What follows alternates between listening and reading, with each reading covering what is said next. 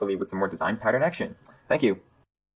And I am back with some more design pattern tutorials. And today the design pattern we'll be looking at is the command pattern, which I have to say will be a rather long tutorial, about 20 minutes. I like to keep it short as possible, but this requires quite a bit of explaining and coding. So without further ado, let's check out the definition. Let's go straight to Wikipedia for that. And according to Wikipedia, the command pattern is a design pattern in which an object is used to represent and encapsulate all information needed to call a method at a later time. So all the information, we have it, in a big pile, and we can call that whenever we want. We can call the method whenever we want. So what is one realistic example of the command pattern? Well, one example would be a remote control. A button contains all the information needed to call said device, let's say a TV. And when you press that button, then the method is invoked. It was set up there long ago, but you call it at a later time, whenever you want. And that would be the pattern that we're using in order to, or that would be the example we'll be using in order to code the command pattern. So let's go to the class diagram, and it seems fairly confusing. It's one of the larger class diagrams that I had to deal with for design patterns, which is the reason why this may take a bit longer. So without further ado, let's get straight to the code. I will explain everything about this about this diagram while we code.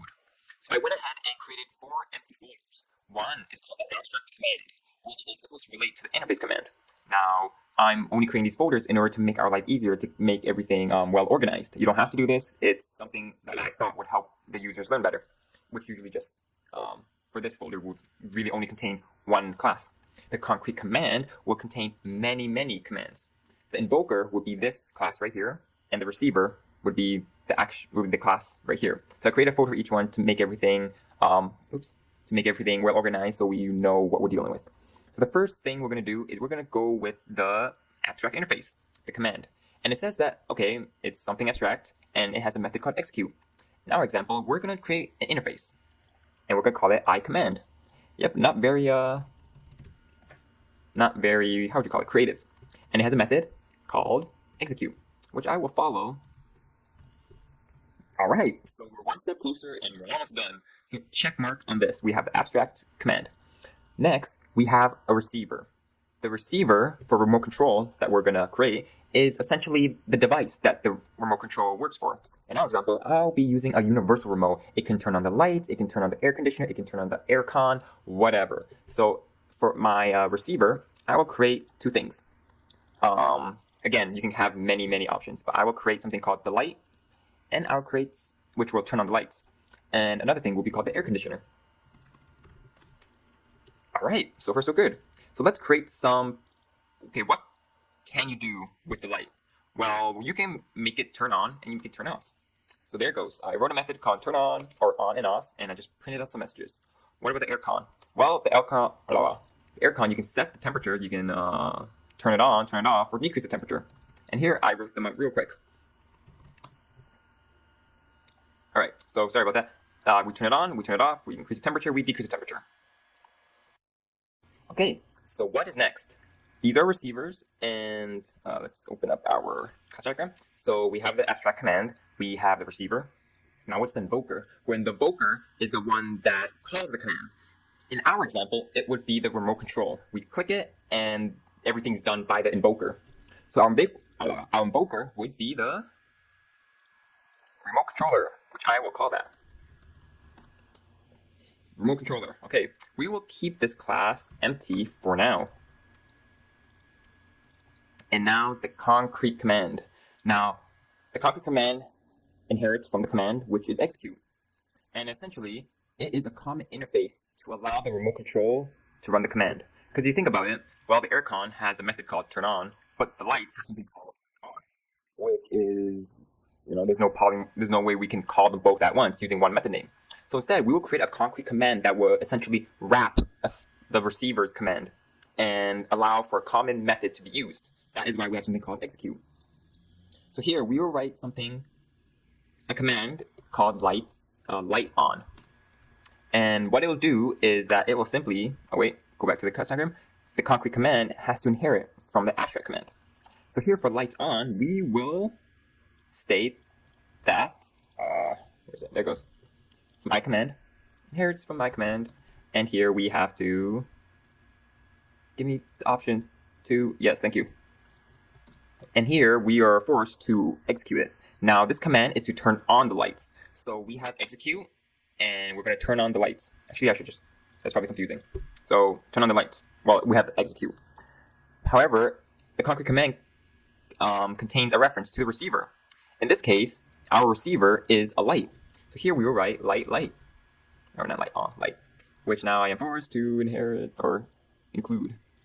There it goes. Okay, so check. We have that reference from the command, from the concrete command to the receiver.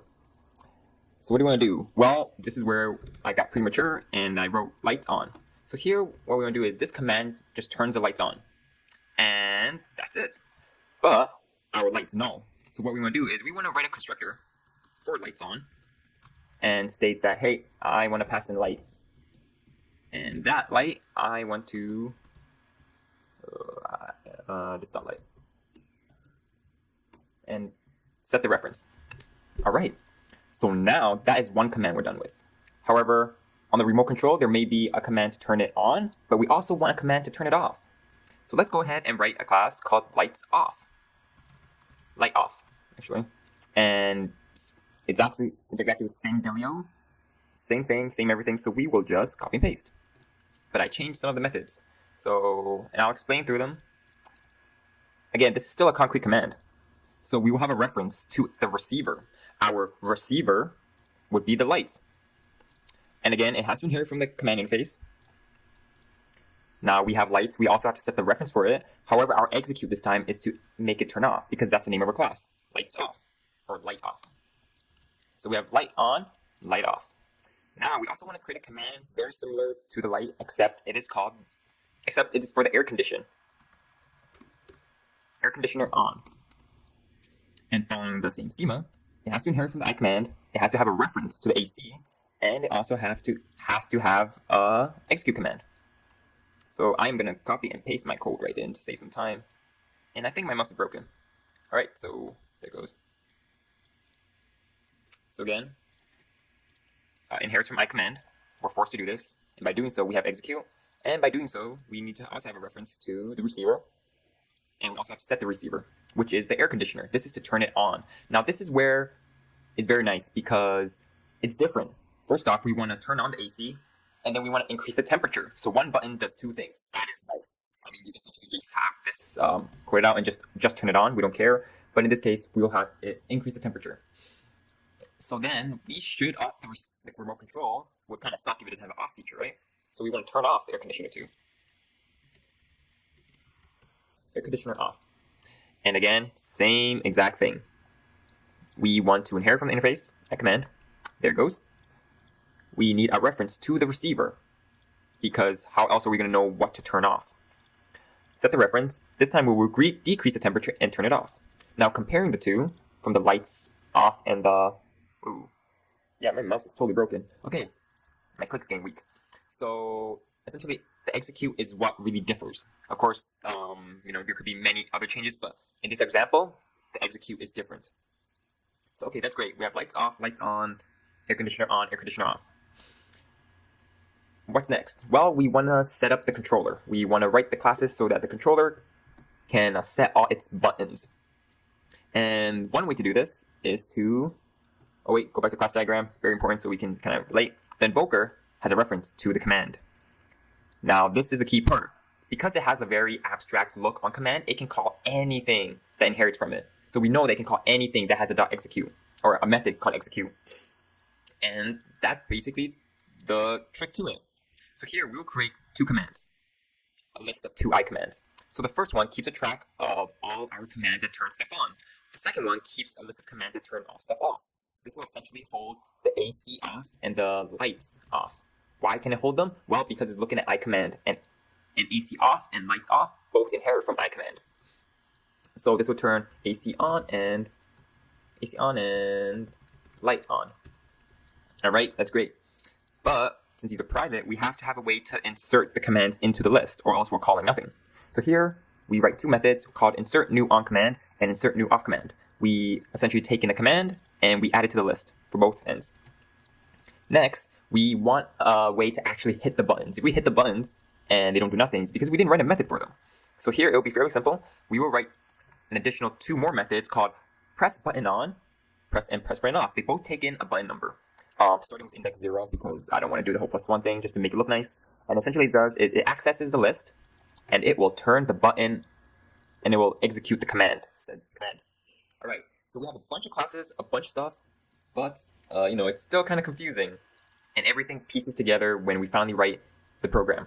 And here, our program is the client, which would hold a reference to the actual invoker, which is it doesn't show in the class diagram, but our client will have a reference to the invoker, so the person will actually have the remote control in their hand and pressing the buttons. So let's set everything up. Well, first off, there is I come home and I bought this new universal remote and I programmed everything. And the day after, I come home from work and of course, the lights exist in my house. Okay, there are existing stuff in my house already. So I need to add the reference, please. Yes. Air conditioner. So these are already pre-existing stuff in my house. I have air conditioner. I already have lights in my house, and the lights are my bedroom lights, and the AC for the entire house. Now, what I want to do is, when I first got my remote control, I had already programmed it so that the first button turns on the lights, the second button turns on the AC. So here we have light on, which states, okay, turn bedroom lights on, which takes a reference to the bedroom lights. So the remote control knows if you press this button, I'm going to look for your bedroom lights and turn it on. Same with the AC. So here we just add a reference from the lights on and the air conditioner on. So in this diagram, what we're essentially doing is, the command pattern is wrapping the receivers now. That's what we're doing. Next, we need to have the command to turn off, which is essentially exactly the same thing. It's exactly the same thing. We're just wrapping our receiver around the concrete command because then we have a common interface called execute, which we can just run. Next, what we want to do is we want to actually program the buttons in. So here we create a new controller. We insert a new on command, which is the bedroom lights on command. And then we insert a new on command for the AC. Now we also need to program it so it can turn stuff off. So here we will just execute it right there. Or we'll just add it right there. Next, the testing of the buttons. I get home, I'm tired, and I want to see the buttons pressed. I want to see it actually turning on, or that the universal remote I got works. So the remote, I invoke the press button on for 0, which right now would be turn on bedroom lights. Then I press 1, which is the second button, which will turn on the AC. And then finally, after a long day of work, I'm going to head back to sleep, and I decide, I'm going to turn off the buttons, and I'm going to turn off the AC. So let's actually debug here, and run it. And what is wrong?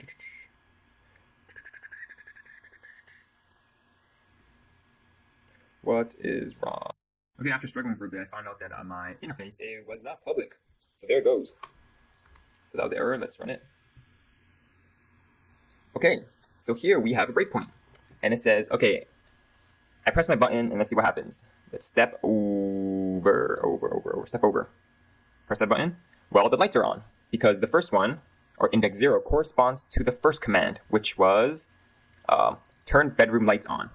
Then we step over again, which now states aircon is on, increasing temperature, which was the second command. Turn on the aircon. Then we hit 2 more times, and we essentially get lights are off, decreasing temperature, aircon is off. And this is practically the design pattern. And you're wondering, okay, this is kind of complex and kind of crappy because, look at this. We have to rewrite all this code just to turn on, turn off, and then we have to inherit from the method. But essentially, this may not be the best example, but for sure the command pattern is pretty useful, especially for macro. Now, if you look at the conditioner, well, we turn it on and we increase the temperature. Well, big whoop, right? Well, what if you had a command for the oven? You want to turn it on, you want to preheat it to 425 degrees, and then you want to set it back to like 350 degrees, and then you want to do some magical stuff with the oven too, turn on some of the stove at the same time. Now, you can have like a whole array of code just to execute, and essentially you can create a macro with this. And a lot of macros are created with the command pattern. And people who create macros or like macros in order to do a sequence of steps in order. Well, a button a remote control could do that. You press one button and a bunch of macro runs. And truth be told, I kind of like the command pattern simply because of the macro. But it's also very useful for these remote control examples. Right now, I can't think of another example, and I do apologize. But this is the command pattern. So hopefully, you learned how to kind of how to go about coding the design pattern, how to implement into your own design, and hopefully my explanation about the receiver and the broker, the concrete command and the abstract command, hopefully that helped.